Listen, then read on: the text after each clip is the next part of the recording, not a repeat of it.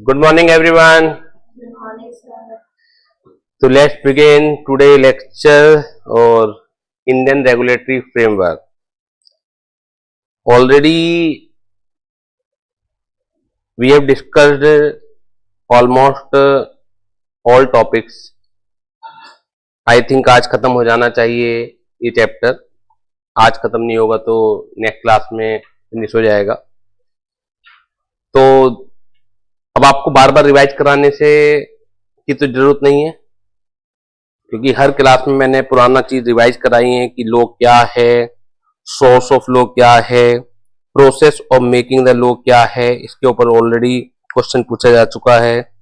इसके बाद enforcing the law, इसकी जो जिम्मेदारी होती है वो एग्जीक्यूटिव डिपार्टमेंट पर होती है. तो हम यही डिस्कस कर रहे थे. एग्जीक्यूटिव डिपार्टमेंट जैसे कि किसी भी लीगल स्ट्रक्चर के इंडिया में अगर हम बात करें तो 3 पिलर्स माने जाते हैं. वन इज पार्लियामेंट, जिसकी duty of making the law होती है. अनदर इज जुडिशरी, जिसकी ड्यूटी इम्प्लीमेंटेशन नहीं, इंटरप्रिटेशन ऑफ लॉ की होती है या फाइंडिंग द ट्रू मीनिंग की होती है, एक्सप्लेन की होती है. और तीसरी जिम्मेदारी जो तीसरा पिलर होता है दैट इज एग्जीक्यूटिव कमेटी. तो एग्जीक्यूटिव डिपार्टमेंट में क्या आते हैं, जैसे अगर मिनिस्ट्री ऑफ फाइनेंस की बात करें तो सीबीडीटी हो गया, एसईएमसीए हो गया, मिनिस्ट्री ऑफ कॉर्पोरेट अफेयर्स हो गया, मिनिस्ट्री ऑफ होम अफेयर्स हो गया. तो ये 3-4 जो डिपार्टमेंट हैं वो हमारे करिकुलम का पार्ट है, जिसमें आई थिंक हम लोगों ने मिनिस्ट्री ऑफ फाइनेंस तो कंप्लीट कर लिया था. सबसे ज्यादा जो बजट है वो किसने प्रेजेंट किए थे, मोरारजी देसाई ने, है ना. पूछा जा सकता है. इसके अलावा supreme court, high court, district court और मेट्रोपॉलिटन कोर्ट के बारे में भी हम डिस्कस कर चुके थे. ठीक है. इसके बाद जो है ये कुछ 4 टर्म है, तो ये बड़ी इंपॉर्टेंट है. हबीस कॉर्पस है, मैंडेमस है, इसके बारे में भी डिस्कस करेंगे हम. उससे बाद में जो दे रखा है अगर आप देखे जाए तो मिनिस्ट्री ऑफ फाइनेंस के बारे में पूरा दे रखा है. मिनिस्ट्री ऑफ फाइनेंस कहाँ कहाँ से बनता है, कौन कौन से डिपार्टमेंट इसके अंदर आते हैं. Ministry of corporate affair MCA के बारे में डिस्कशन दे रखा है. गृह मंत्रालय, ministry of law and justice के बारे में आपको दे रखा है. तो ये 3-4 डिपार्टमेंट हैं जिसके बारे में आपसे पूछ लिया जाता है. ठीक है. अभी तक नहीं पूछा गया है. अभी के जो क्वेश्चंस हैं पहले वो भी एक बार मैं आपको दिखला देता हूं, क्योंकि जितने भी 2 क्वेश्चन अभी तक पूछे गए हैं वो हम ऑलमोस्ट खत्म कर ही चुके हैं सिलेबस. जैसे क्वेश्चन नंबर 1 अगर आप देखेंगे जो लेटेस्ट पेपर में जनवरी 25 में 6 नंबर का पूछा गया है. लास्ट में होगा, बिल्कुल लास्ट में मैंने पास्ट ईयर्स दे रखे हैं. ऑब्जेक्टिव भी दे रखे हैं, जबकि ऑब्जेक्टिव पेपर में आते नहीं है, लेकिन स्टडी मटेरियल ने दे रखे थे तो मैंने वो सारे के सारे स्टडी मटेरियल के ऑब्जेक्टिव भी आपको दे दिए. तो पेपर में नहीं आएंगे, लेकिन उससे कहीं ना कहीं नॉलेज तो एनहांस होती ही है आपकी. तो Ashok and Vimal are pursuing chartered accountancy course and discussing about the structure of the Indian judicial system. Explain them the function of judiciary system of India and the hierarchy मतलब जो क्रम है of court and briefly explain their functioning under the Indian regulatory framework. एक case बना के दे दिया कि अशोक और विमल जो हैं वो चार्टर्ड अकाउंटेंसी कोर्स को परस्यू कर रहे हैं जैसे आप कर रहे हैं, और इंडियन जुडिशियल सिस्टम के बारे में आपस में बातचीत कर रहे हैं. तो ये तो शुरू की जो 2 लाइनें हैं ये तो ऐसे ही दे रखा, भी तो इसमें कुछ पूछ ही नहीं रखा. जो मेन क्वेश्चन है, मतलब देखा जाए इस क्वेश्चन को बस इतना भी पूछा जा सकता था, explain the function of judiciary system of India and hierarchy of the court and briefly explain their functioning under the Indian regulatory framework. तो वो डायरेक्ट क्वेश्चन हो जाता. ये 2 लाइनें जोड़ के कई बार बच्चों को हाथ पैर फूल जाते हैं या कौन सी केस स्टडी आ गई, लेकिन पूछा क्या जा रहा है आपसे, वो तो function of the judiciary system of India पूछा जा रहा है एंड हियरार्की आपसे पूछा जा रहा है. तो केवल जो मेन पॉइंट है वो मैं आपके सामने डिस्कस कर देता हूं. हियरार्की की अगर बात करें तो वही 4 हैं. एपेक्स कोर्ट क्या है, सुप्रीम कोर्ट ऑफ इंडिया है, उसके बाद हाई कोर्ट है, उसके बाद डिस्ट्रिक्ट कोर्ट है और उसके बाद आपका मेट्रोपॉलिटन कोर्ट है। ठीक है, फंक्शंस का मैं बार बार बता ही रहा हूं, जब 3 पिलर की बात भी करी मैंने उसमें भी बताया। Interpreting the constitution, interpreting the constitution कह दीजिए, आप इंटरप्रिटेटिंग द लॉ कह दीजिए, explain the meaning of the law कह दीजिए। Is it clear? Dispensation of justice यानी कि न्याय को देना, प्रोटेक्शन ऑफ फंडामेंटल राइट्स और protection of checks on the executive and legislature और डिस्प्यूट रेजोल्यूशन। तो अगर आपको हेडिंग एक बार आपने रीड कर लिया और अगर आपको हेडिंग भी याद रह गई है तो उसके अंदर आप लिख सकते हैं। ठीक है, अब जैसे प्रोटेक्शन ऑफ फंडामेंटल राइट ये है। अब प्रोटेक्शन ऑफ फंडामेंटल राइट में बहुत सारे राइट आते हैं, लेकिन जैसे ये 4 राइट हैं जो मैंने अलग से आपको एक टॉपिक बना के दिया है जिसके बारे में हम चर्चा करेंगे, ऑल्दो वो स्टडी मटेरियल में कहीं पे भी नहीं है। ठीक है, जैसे अगर आप देखेंगे हबीस कॉर्पस दिख रहा होगा आपको, mandamus, prohibition, certiorari and quo warranto, ये 4 फंडामेंटल राइट्स हैं। इसके अलावा भी कॉन्स्टिट्यूशन में बहुत सारे राइट्स होते हैं, लेकिन इंस्टीट्यूट ने आंसर देते वक्त इस क्वेश्चन का जब ये आंसर दिया तो प्रोटेक्शन ऑफ फंडामेंटल राइट में ये दिए, जबकि अगर आप स्टडी मटेरियल उठा के देखेंगे तो इनका अलग से कोई जिक्र है नहीं। लेकिन क्योंकि अब आपको ये भी पता होना चाहिए हबीस कॉर्पस क्या होता है, मैंडामस क्या होता है, सर्टिरोरी क्या होता है, क्वा वारंटो क्या होता है, क्योंकि रटा भी तभी जाएगा आपसे जब आपको पहले चीजें पता होंगी। ये जो राइट्स हैं ये कहाँ के हैं? आपके कॉन्स्टिट्यूशन के हैं। ये हर एक व्यक्ति के पास राइट्स अवेलेबल होते हैं, तो इसके बारे में डिस्कस करेंगे अभी। हियरार्की में सुप्रीम कोर्ट हो गया, हाई कोर्ट हो गया, सबऑर्डिनेट कोर्ट में डिस्ट्रिक्ट कोर्ट हो गया और मेट्रोपॉलिटन कोर्ट हो गया। सिविल कोर्ट है, स्पेशलाइज्ड कोर्ट में फिर फैमिली कोर्ट वगैरह। 6 मार्क्स का ये आया था, तो आपको क्या है इसमें कट शॉर्ट भी कर सकते हो। ऐसा नहीं कि जितना आंसर यहाँ लिखा हुआ है आपको इतना पूरा ही लिखना है, क्योंकि यहाँ पे तो 1.5 पेज में जा रहा है, लेकिन वैसे जब आप लिखना बैठोगे तो 3-4 पेज में ये जाएगा। कट शॉर्ट कर सकते हो आप। 1 सितंबर 24 में ये भी 6 नंबर का क्वेश्चन आया था। Explain the types of law in the Indian legal system considering the Indian regulatory framework. Types of law वही 4 हैं, क्रिमिनल लॉ हो गया, सिविल लॉ हो गया, प्रिंसिपल ऑफ नेचुरल जस्टिस हो गया एंड द कॉमन लॉ हो गया। ऑल्दो जैसे मैंने आपको बताया था कि principle of natural justice and common law मेरी नजर में क्या, अगर हम बात करें डिस्कशन करें तो this is not A type of law, लेकिन स्टडी मटेरियल में इसे टाइप ऑफ लॉ बता रखा है, तो हम भी उसे इस टाइप ऑफ लॉ की कैटेगरी में रखते हुए उसे लिखेंगे। It clear? लेकिन मालूम होना चाहिए कि basically this is not A type of law. तो ये 2 क्वेश्चन तो देखा जाए पेपर में आ चुके हैं। इंडियन ये 2 ही अटेम्प्ट से ऐड हुआ है। सितंबर 24 द फर्स्ट अटेम्प्ट और जनवरी 25 द सेकेंड अटेम्प्ट। जून में ये इसका क्वेश्चन आया नहीं था। ठीक है, जून में था भी नहीं आई थिंक। उसका कारण क्या है कि न्यू सिलेबस कब से आया है? सितंबर से आया है, तब तो अनाउंस हुआ था। पहला जो पेपर हुआ था वो हुआ ही सितंबर में था।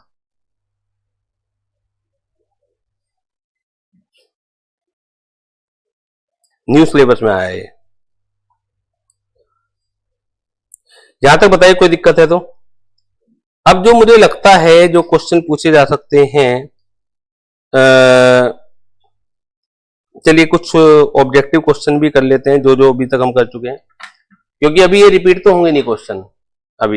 अभी इनके पास 1-2 अटेम्प्ट का माल और है देने के लिए, जैसे एग्जीक्यूटिव डिपार्टमेंट के ऊपर पूछ सकते हैं, गृह मंत्रालय क्या होता है, मिनिस्ट्री ऑफ फाइनेंस क्या होती है, मिनिस्ट्री ऑफ कॉर्पोरेट अफेयर्स क्या होती है, उसके अंदर कौन कौन से डिपार्टमेंट होते हैं, तो ये पूछने के लिए इनके ऊपर और है। कुछ ऑब्जेक्टिव क्वेश्चन दिए हुए हैं जो कि एज इट इज तो पेपर में आएंगे नहीं. A chartered accountant should be aware of law because he has to be an expert in law. He has to argue in High Court and Supreme Court. He has to advise management and clients on legal matter at a basis or threshold level. None of the above. एक chartered accountant को law की जानकारी होनी चाहिए, उसे law में expert बनना है. The answer is no. Chartered accountant की जिम्मेदारी लॉ में एक्सपर्ट बनने की नहीं होती है. He has to argue in High Court and Supreme Court. ये अलाउड ही नहीं है. ये सिर्फ और सिर्फ वकीलों को अलाउड है, एडवोकेट्स को अलाउड है. अब एज ए स्टूडेंट आप सोचेंगे कि सर एडवोकेट और जो लॉयर होते हैं तो वो क्या हमसे चार्टेड अकाउंटेंट से ज़्यादा नॉलेज रखते हैं? ऐसा नहीं है. जिन मैटर्स पर चार्टेड अकाउंटेंट को नॉलेज होती है तो उनमें चार्टेड अकाउंटेंट ही वास्ट नॉलेज रखते हैं. लेकिन गवर्नमेंट अगर परमिशन दे देती, गवर्नमेंट ने एक आध जगह कुछ केसेस में, इनकम टैक्स के केसेस में कुछ चार्टेड अकाउंटेंट को परमिशन देनी भी चाहिए, लेकिन उसमें वकील हड़ताल कर देते हैं. उसका कारण क्या है कि सीधे सीधे उनका बिजनेस अफेक्ट होता है. तो दोनों प्रोफेशन चलते रहें. बहुत सारी चीजों के लॉजिक ये भी होते हैं कि दोनों चीजें चलती रहें अपनी अपनी जगह. तो वो जरूरी है कि एक आदमी को सारी पावर ना दी जाए. He has to advise management and clients on legal matter at a basic or threshold level. तो this is the answer कि एक चार्टेड अकाउंटेंट को लॉ के बारे में अवेयर होना चाहिए, क्योंकि उसे समय समय पर मैनेजमेंट को, क्लाइंट को लीगल मैटर पर, बेसिक मैटर पर और थ्रेशोल्ड लेवल पर एडवाइस देनी पड़ती है. सेकंड जो क्वेश्चन है, which of the following is not a main source of law in India? कौन सा मेन सोर्स नहीं है?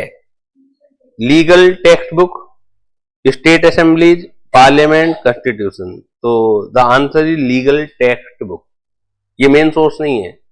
और हर लीगल टेक्स्ट बुक पर एक डिस्क्लेमर होता है कि ये ऑथर की ओपिनियन है और इसके आधार पर आप कोई मतलब कोई क्लेम करना चाहें, कल को अगर आप कोर्ट में भी जाएं कि जी इस बुक में तो ये लिखा हुआ है, इस बुक में ये राय है, तो कोर्ट बिल्कुल भी नहीं देखती है उन्हें.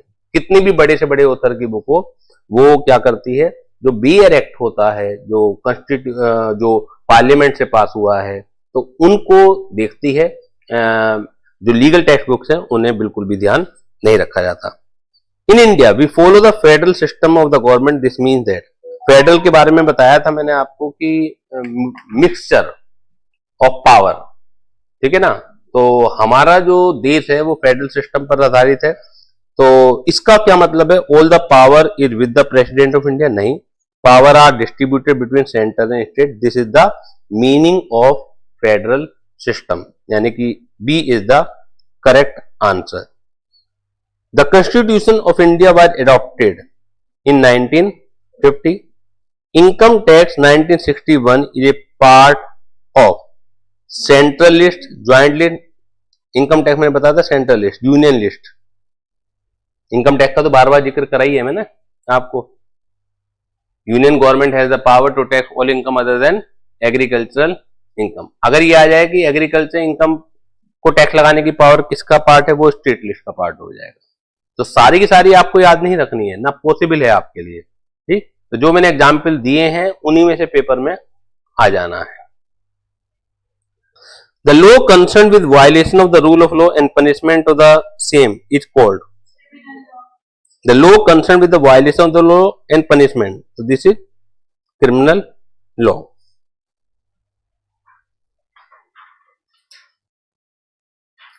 Which of the following is not an example of civil law? Traffic offences, non-payment of dues, breach of contract, non-delivery of goods. So that is traffic offences. When a law is proposed in parliament, it is called bill. जब propose किया जाता है तो वो bill होता है. अभी आपने पढ़े नहीं है, which of the following is not a department of Ministry of Finance. तो हाँ, वो एक लॉजिकल आप मतलब डिस्कस तो किया ही नहीं है, जैसे डिपार्टमेंट ऑफ स्टेट आ जाएगा. Court get territorial limits based on the local limits within which the part resides, the local limits within which the property under dispute is located, either A और B। ये हम discuss कर चुके थे, है ना, कि जहां पार्टी रहती है या जहां प्रॉपर्टी रिजाइड करती है, तो इसके आधार पर टेरिटोरियल लिमिट जो है कोर्ट जो है डिसाइड करती है। तो ये एक जानकारी कि आपने जो पढ़ा है कितना आपको अंडरस्टैंडिंग हो गई है, तो उसके हिसाब से तो ये जो ऑब्जेक्टिव है ये काम करते ही हैं, अदरवाइज वैसे पेपर में ऑब्जेक्टिव पैटर्न आएगा नहीं आपका।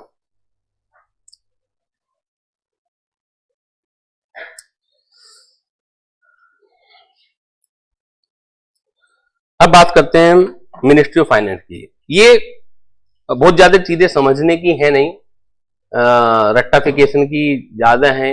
मिनिस्ट्री ऑफ फाइनेंस क्या होती है, वित्त मंत्रालय बोला जाता है, फाइनेंस मिनिस्टर जो है इसके हेड होते हैं, इसके अंदर कौन कौन से डिपार्टमेंट आते हैं, तो वो ज्यादातर चीजें क्रैमिंग है, लेकिन ये पेपर में आ सकता है। ठीक, तो मिनिस्ट्री ऑफ फाइनेंस यानी कि वित्त मंत्रालय is a ministry with in the government of India concern with the economy of India, serving as a treasury of India.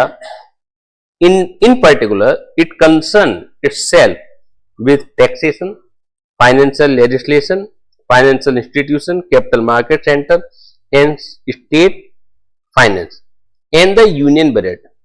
ये सारे हम पढ़ चुके थे, वाला पैराग्राफ नहीं पढ़े थे। As a chartered accountant, many of your day-to-day work life will be impacted by this ministry and its proclamation. This ministry is so important that many ministers have preferred to hold the portfolio of finance minister. I think ये पढ़ चुके हैं हम लोग, चलो दोबारा से पढ़ लेते हैं। ये इतनी इंपॉर्टेंट है कि ज्यादातर मिनिस्टर जो है चाहते हैं कि वो फाइनेंस मिनिस्टर बने। One of the important function of the finance ministry is the presentation of the union budget. This annual event is eagerly awaited by the professional and the common man as it provides for the rate of taxes and budget allocation for the ensuing year. तो जो finance ministry का बेहद ही जरूरी काम होता है वो annual budget present करना होता है। और ये मैं बता दूं कि जो एनुअल बजट होता है हर ईयर की 1 फरवरी को प्रेजेंट किया जाता है। ये डेट आपको याद रखनी है, 1 फरवरी को प्रेजेंट किया जाता है। और इसकी मतलब इसका सब लोग वेट करते हैं, प्रोफेशनल भी और कॉमन मैन भी। प्रोफेशनल इसलिए क्योंकि उनकी प्रोफेशनल लाइफ जो बजट में अमेंडमेंट आ रहे हैं उससे काफी हद तक जुड़ी रहती है। कॉमन मैन को भी ये उम्मीद रहती है कि कितना हमारे पास टैक्स लगेगा, नहीं लगेगा, क्या चीज सस्ती हुई, क्या चीज महंगी हुई है, वो सब चीजें। Ministry of finance is the apex, apex का मतलब होता है सर्वोच्च controlling authority of 4 central civil service, namely यानी मिनिस्ट्री ऑफ फाइनेंस के अंदर ये 4 सिविल सर्विस आती हैं, Indian revenue service IRS, Indian audit and account service, Indian economic service और Indian civil account service. Also the apex controlling authority of one of the central commerce service, namely Indian cost and management account service. अब जहां तक department की बात है तो कौन कौन से आते हैं, department of ministry of finance, department of economic affairs, department of expenditure, department of revenue, department of financial service, department of investment and public asset management, department of public enterprise. अभी हमने एक MCQ भी करा था जिसमें department of state भी था, तो क्या वो मिनिस्ट्री ऑफ फाइनेंस का पार्ट था, तो हमने उसमें बता दिया था कि वो पार्ट नहीं है। क्लियर है? तो ये याद करना पड़ेगा, department of ministry of finance, दूसरा डिपार्टमेंट ऑफ इकोनॉमिक अफेयर, तीसरा डिपार्टमेंट ऑफ एक्सपेंडिचर, चौथा डिपार्टमेंट ऑफ रेवेन्यू, पांचवा department of financial service, 6th department of investment and public asset management, next department of public enterprises. ये बात खत्म हुई आपकी ministry of finance को लेकर। अब नेक्स्ट है कानून मंत्रालय, ministry of corporate affair. Companies act को जो गवर्न करता है एक तरह से, वो आपका ministry of corporate affairs govern करता है। वो क्या चीज है, इसके अलावा उसके अंदर कौन कौन से डिपार्टमेंट आते हैं, उसके क्या फंक्शन है। तो ministry of corporate affairs is an Indian government ministry. Ministry of corporate affairs क्या है? एक इंडियन गवर्नमेंट मिनिस्ट्री है, primarily concern with administration of the companies act. Main ये ध्यान रखिएगा, कंपनीज एक्ट 2013, कंपनीज एक्ट 1956 पहले था, limited liability partnership act 2008 and insolvency and bankruptcy code 2016। तो कंपनीज एक्ट 1956 नहीं भी लिख के आए, कोई दिक्कत नहीं है। अगर आपसे पूछा जाए कि ministry of companies affairs, corporate affairs का मेन गवर्निंग एक्ट कौन कौन से हैं, तो company act 2013, limited liability partnership act 2008 and insolvency and bankruptcy code 2016। तो ये तीन मेन है। Responsible mainly for the regulation of Indian enterprises in the industrial and service sector, the ministry is mostly run by civil servant like ICLS cadre. The officers are elected through civil service examination conducted by Union Public Service Commission. तो जैसे मैंने कल भी बताया था आपको कि जो सिविल सर्विस है, हम लोग क्या करते हैं कि IAS का एग्जाम दे रहे हैं। IAS का एग्जाम नहीं होता, IAS तो एक कैडर होता है जो टॉप A लेवल की गवर्नमेंट की पोस्ट होती हैं, वो सारी सिविल सर्विस के एग्जाम से सिलेक्ट होती हैं, भरी जाती हैं। ठीक है, तो मिनिस्ट्री ऑफ कॉर्पोरेट अफेयर, जैसे मिनिस्ट्री ऑफ फाइनेंस में जनरली क्या होते हैं? IFS, ठीक है ना, IRS का मतलब होता है इंडियन रेवेन्यू सर्विस। तो ऊपर से चौथे कैडर पर आते हैं। मिनिस्ट्री ऑफ कॉर्पोरेट अफेयर्स में क्या होते हैं? ICLS। इसका पूरा क्या नाम क्या है? नीचे लिखा हुआ है, ICLS stand for Indian corporate law service. ये काफी नीचे आता है, ग्रेड के लिए। सबसे ऊपर आते हैं IAS, जिनसे DM बनते हैं। तो दीज ऑफिसर आर इलेक्टेड, ये हो गया। The highest post director general of corporate affair is fixed at apex scale for the ICLS. ICLS stands for Indian Corporate Law Service, which is a Group A service under the Ministry of Corporate Affairs. Government of India officers in this cadre are responsible for implementing and enforcing corporate law, including the Company Act 2013, Limited Liability Partnership Act 2008, and other related regulations. Clear clear. Next department क्या है आपका? Ministry of home affair. Total 4 मंत्रालय यहाँ पे हमें discuss करने हैं। पहला मंत्रालय कौन सा है? वित्त मंत्रालय, मिनिस्ट्री ऑफ फाइनेंस। दूसरा है मिनिस्ट्री ऑफ कॉर्पोरेट अफेयर, तीसरा है होम अफेयर और चौथा है ministry of law and justice. इन 4 के बारे में आपसे पूछा जा सकता है। Ministry of home affair which is presently headed by Amit Shah, गृह मंत्रालय। ये भी बहुत इंपॉर्टेंट मिनिस्ट्री होती है। तो ministry of home affairs is a ministry of government of India. As an interior ministry of India, it is mainly responsible for the maintenance of internal security and domestic policy. The Home Ministry is headed by the Union Minister of Home Affairs. इसमें कौन कौन से department आते हैं? Department of border management, department of internal security, department of official language, department of state, department of Jammu Kashmir and Ladakh affair, department of home. Clear? जहां तक कोई दिक्कत हो बताइए। और एक लास्ट है डिपार्टमेंट ऑफ ऑफिशियल लैंग्वेज, आप पढ़ लीजिएगा। Ministry of law and justice, purely ये जो डिपार्टमेंट है क्रैमिंग के पार्ट है, इसमें बहुत ज्यादा अंडरस्टैंडिंग की चीज नहीं है। Ministry of law and justice is the government of India, is a cabinet ministry, deals with the management of legal affair through the department of legal affair, legislative activities through the legislative department, administration of justice in India through the Department of Justice. The Department of Legal Affairs is concerned with advising the various ministers of the central government, while the legislative department is concerned with drafting of principal legislation of the central government. Department Ministry of Law and Justice में कौन कौन से आते हैं? Department of Legal Affairs, Legislative Department, Department of Justice. एक दो चीजें और आपको बताई जा रही हैं। सेबी क्या है, इसके अलावा रिजर्व बैंक ऑफ इंडिया क्या है, insolvency and bankruptcy board of India क्या है। तो ये 3 चीजें और बताई जा रही हैं। इस बार जो मुझे उम्मीद है कि सेबी या आरबीआई से रिलेटेड कुछ पूछा जा सकता है पेपर में। SEBI, securities and exchange board of India, इसका भी प्राइमरली कंसर्न किस चीज का है, जैसे सीएसए डिबेंचर वगैरह जो इशू होते हैं तो उसको गवर्न करने की जिम्मेदारी किसकी है, सेबी की है। जो एक्ट है वो कंपनीज एक्ट ही है, लेकिन जो गवर्निंग बॉडी है ये भी समय समय पर सर्कुलर नोटिफिकेशन इशू करती रहती है। तो इसकी जो जिम्मेदारी है उन सिक्योरिटीज को लेके, उन सीएस मार्केट को लेके, मार्केट में कौन इशू कर सकता है नहीं कर सकता, कंपनी पे क्या रेस्ट्रिक्शन लगानी है, क्या प्रोहिबिशन लगानी है, तो वो एक रेगुलेटरी बॉडी है, यानी कि रेगुलेशन बनाती है, उसे कंट्रोल करने का काम करती है। The securities and exchange board of India is the regulatory body for securities and commodities market in India. Securities के अंदर दोनों आते हैं, सीएस और debenture. Under the ownership of ministry of finance with the government of India, it was established on 12th April 1988 as an executive body and was given statutory power on 30th January 92 through the SEBI Act 1992। जहां तक RBI की बात है, ये India का central bank है। इसकी जिम्मेदारी क्या होती है, ये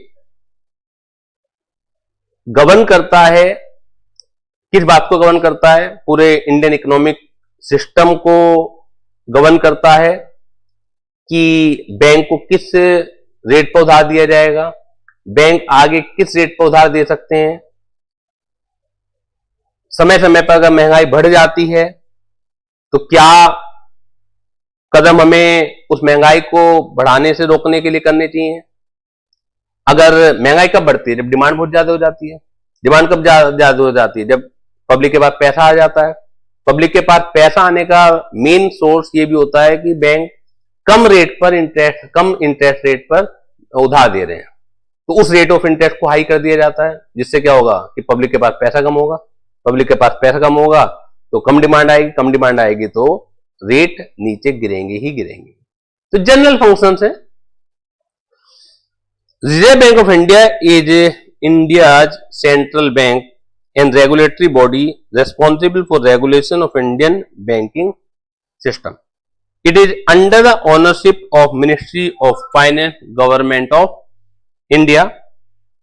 It is responsible for the control, issue and maintaining supply of Indian rupees. Market में कितना पैसा आएगा, कितना इशू करना है, पूरी जो कंट्रोल है वो आरबीआई के पास है।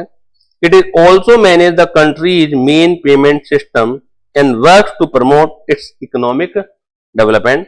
भारतीय reserve bank note Mudran is a specialised division of RBI through which it prints and mints an official government facility which where coins are manufacture. Mints किसे कहते हैं, यानी कि an official government facility where coins are manufactured. Indian currency notes in two of its currency printing press located in Nasik, Western India and Dewas, Central India। तो नासिक तो बड़ा famous है ही, तो दो ही जगह ये आरबीआई की प्रिंटिंग प्रेस लगी हुई है। RBI establish the national payment corporation of India as one of its specialised division to regulate the payment and settlement system in India. Deposit Insurance and Credit Guarantee Corporation was established by RBI as one of its specialized division for the purpose of providing insurance or deposit and guaranteeing of credit facility to all Indian bank। तो generally सब ये क्रेमिंग वाली चीजें हैं, इसमें understanding ना के बराबर ही है, ठीक है। और अंडरस्टैंडिंग क्या कि अगर इसके आरबीआई के फंक्शन है वो याद ही करने हैं आपको। मिनिस्ट्री ऑफ कॉर्पोरेट अफेयर्स के अंदर ये डिपार्टमेंट आते हैं, वो डिपार्टमेंट के नाम याद ही करने हैं। मिनिस्ट्री ऑफ फाइनेंस के अंदर ये डिपार्टमेंट आते हैं, वो याद ही करने हैं आपको। जो टेक्निकल चीजें हैं वो मैं उनका मीनिंग आपको समझा ही रहा हूं। Insolvency and bankruptcy board of India. Insolvency and bankruptcy board of India is the regulator for overseeing insolvency proceeding and entities like insolvency professional agencies, insolvency professional and information utilities in India। यानी कि जो IBBI है, insolvency and bankruptcy board India है, वो भी एक regulator ही है। देखा जाए जो भी हम बात कर रहे हैं पिछले 3-4 मुद्दों पर, चाहे वो सेबी की बात करें, चाहे आप RBI की बात करें, सारे के सारे क्या है, ये रेगुलेटर है, किसी ना किसी चीज को रेगुलेट करने का, कंट्रोल करने का काम करते हैं। तो हमें ये मालूम होना चाहिए ये किस किस चीज को रेगुलेट कर रहा है। फॉर ओवरसीइंग इंसॉल्वेंसी प्रोसीडिंग, कि जो इंसॉल्वेंसी प्रक्रिया होती है उसको कंट्रोल करने का, उस रेगुलेशन बनाने का काम करता है कि इंसॉल्वेंसी प्रक्रिया में क्या शामिल होना चाहिए, क्या शामिल नहीं होना चाहिए। क्योंकि प्रैक्टिकली की बात करें, थियरिटिकली अगर बात करें तो इंसॉल्वेंट कौन आदमी होता है, जिसकी लायबिलिटीज उसकी एसेट से ऊपर चली जाए और वो व्यक्ति नाकाबिल हो अपनी लायबिलिटीज को पेमेंट करने के लिए। लेकिन प्रैक्टिकल लाइफ में इसका मतलब वो आदमी गरीब हो गया। लेकिन प्रैक्टिकल लाइफ में कोई गरीब आदमी आज तक इंसॉल्वेंट नहीं हुआ। प्रैक्टिकल लाइफ में बहुत अमीर आदमी, खानदानी आदमी अपने आप को इंसॉल्वेंट डिक्लेयर करा लेते हैं, क्योंकि एक लूप होल है उसका। और वो क्या है कि इंसॉल्वेंट होने के बाद कोई आपके दरवाजे पर आके आपको परेशान नहीं कर सकता, आप सारी लायबिलिटी से क्या हो जाते हो, मुक्त हो जाते हो लीगली। सर उसकी एसेट भी तो बिकेंगी, बिल्कुल बिकेंगी, इसमें भी कोई दो राय नहीं है। लेकिन प्रैक्टिकली क्या होता है, वो लोग अपनी एसेट को अपनी वाइफ के नाम, अपने रिलेटिव के नाम इंसॉल्वेंट डिक्लेयर होने से पहले करा चुके होते हैं और आराम की जिंदगी जी रहे होते हैं इंसॉल्वेंट होने के बाद भी, और लीगली उनके मुकदमे खत्म हो जाते हैं जो उनके क्रेडिटर ने उनके ऊपर लगा रखे होते हैं। तो ऐसी चीजें बहुत चलती हैं, ठीक है। तो उन सब चीजों को गवर्न करता है। It was established on 1 October 2016 and given statutory power through the insolvency and bankruptcy code which was passed by the लोक सभा on 5 May 2016. It covers individual companies and limited liability, partnership and partnership firm. The new code will speed up the resolution process for stressed assets in the country. It attempts to simplify the process of insolvency and bankruptcy proceeding. बहुत लंबी चीज होती है, इतना यहाँ दिख ही रहा है कि it attempts to simplify, कहीं कहीं साल लग जाते हैं। It handles the cases using two tribunals like NCLT, National Company Law Tribunal, and Debt Recovery Tribunal. Clear है?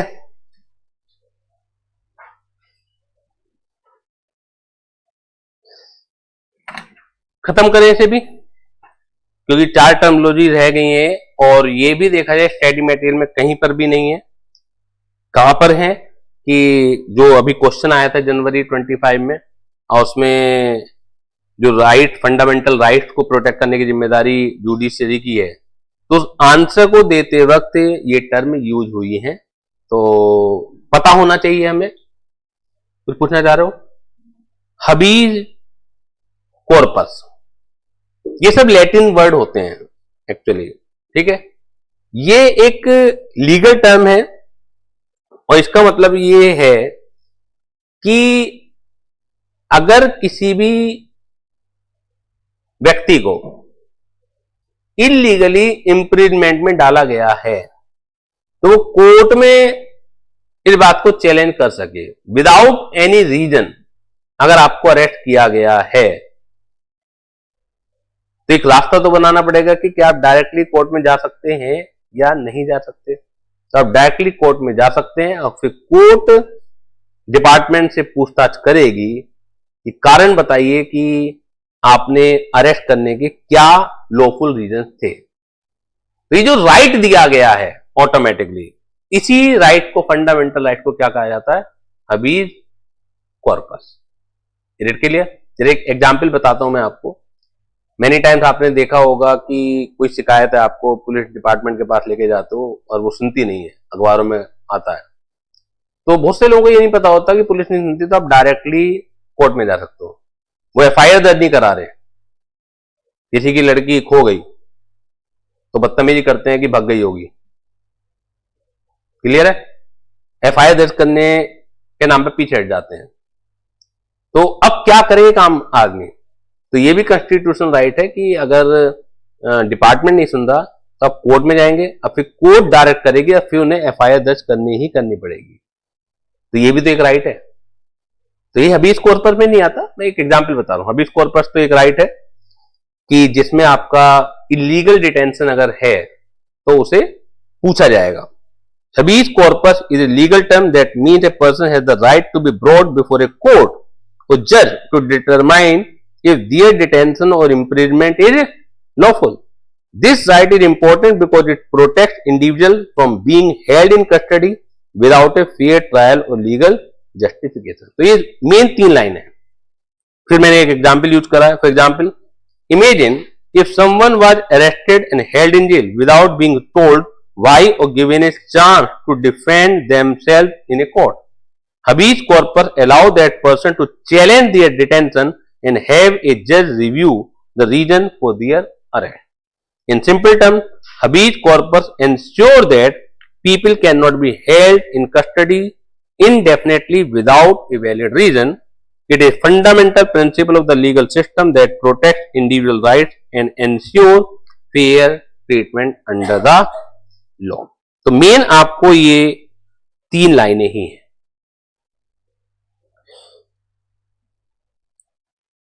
यहां तक बताइए कोई दिक्कत है तो। मैंडामस, ये भी एक लीगल राइट है। इसमें आप कोर्ट में डायरेक्टली जा सकते हैं और अगर कोई डिपार्टमेंट आपका कोई वर्क नहीं कर रहा, एक्शन नहीं ले रहा वो आपकी शिकायत पर, तो मैंडामस ऑर्डर यूज करके कोर्ट उन ऑफिशियल्स को कहेगी कि आप ये काम क्यों नहीं करते। तो this is the mandamus. Mandamus is a legal term that refers to a court order that commands a government official or lower court to perform a specific action. In simple terms, it's like a judge telling someone in power to do something that are supposed to do but have not done yet. For example, let's say a government officer is supposed to issue a permit for the new business.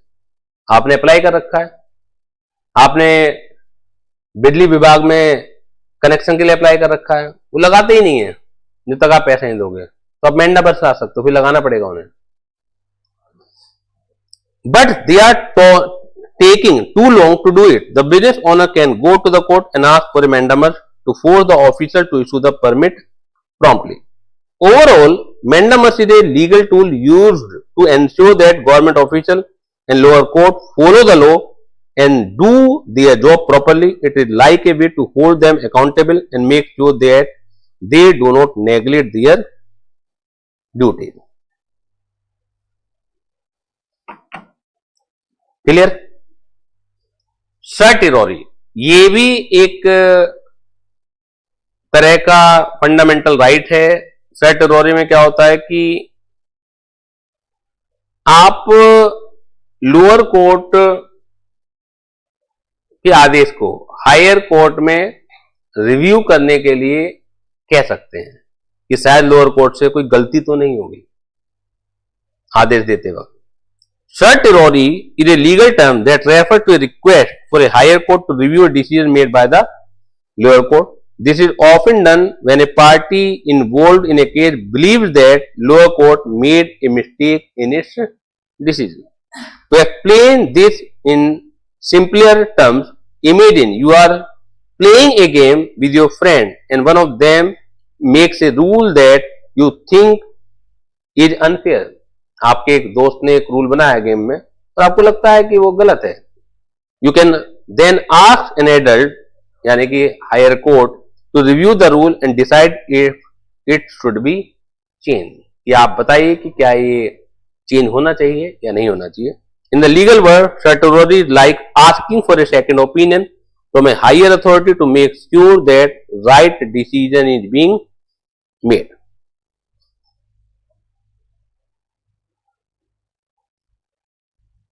यहां तक बताइए कोई भी problem है क्या? क्वो warranto, क्वो warranto में क्या होता है कि मैनी टाइम्स आप कोई पोस्ट होल्ड कर लेते हैं और हो सकता है कि उसका कोई बंदा क्वेश्चन करे कि आपके पास वो योग्यताएं नहीं थी उस पोस्ट को होल्ड करने की। तो जो व्यक्ति क्वेश्चन करेगा वो क्वो वारंटो ऑर्डर जो है कोर्ट से लाएगा, और तब तक आपको उस पोस्ट को होल्ड करने, जब तक भी सस्पिशियस ग्राउंड होंगे। ऐसा भी नहीं होता कि आपने किसी व्यक्ति के खिलाफ शिकायत करी और एकदम ही कोर्ट को वारंट दे देगी। कोर्ट को भी प्राइमरली लगना चाहिए कि आपकी शिकायत में दम है। तो quo warranto is a legal term that is used to challenge someone's right to hold a particular position और office. It basically means by what authority. In Latin, the legal action is often taken when there are doubts about whether someone is justified, someone is qualified or has the legal right to hold a specific position. For example, if someone is elected as a mayor, but there are questions about their eligibility or qualification, a quo warranto action can be filed to investigate and potentially remove them from office if they are found to be ineligible. अभी चंडीगढ़ में हुआ था, mayor का election हो गया था, तो शिकायत हुई और पाया गया कि इलेक्शन गलत हुआ, चुना गया आदमी गलत है, उसे हटाया गया। एक बार इंदिरा गांधी के समय में हो गया था, इंदिरा गांधी ने जीतने के बाद इंदिरा गांधी को अयोग्य घोषित किया गया था। तो ऐसा बहुत सारे केस में हो जाता है कि आप गलत अनफेयर तरीके से कोई पोस्ट जो है होल्ड करते हैं। In simple terms, quo warranto is a way to question someone's authority or right to hold a position and ensure that they are legally qualified to do so. तो mainly ये जो चार term हैं, mandamus हो गया, को warranto हो गया, सर्टोरी हो गया और हबीस कॉर्पस हो गया, ये दो लाइनों की मीनिंग है। वैसे तो बाकी तो क्या है कि आपको एक्सप्लेन मैंने किया हुआ है, तो डायरेक्टली यहां से भी आ सकता है। ऑल्दो इसके चांसेस अभी कम ही लगते हैं मुझे, क्योंकि ये एज इट इज सिलेबस में नहीं है। अगर आप स्टडी मैट उठा के देखेंगे तो ये नाम आपको एज इट इज मिलेंगे नहीं, आंसर देते वक्त वो नाम आए हुए हैं। क्लियर है? तो these are the fundamental right. तो चलिए, ये चैप्टर आपका इंडियन रेगुलेटरी सिस्टम 6 नंबर का पेपर में आना है, 2 नंबर में 6 नंबर का आना है, तो ये कंप्लीट होता है। अब नेक्स्ट क्लास में हम लोग नए एक्ट के साथ शुरुआत करेंगे। तो आज की क्लास को यहीं वाइंड अप करता हूं। Thank you very much.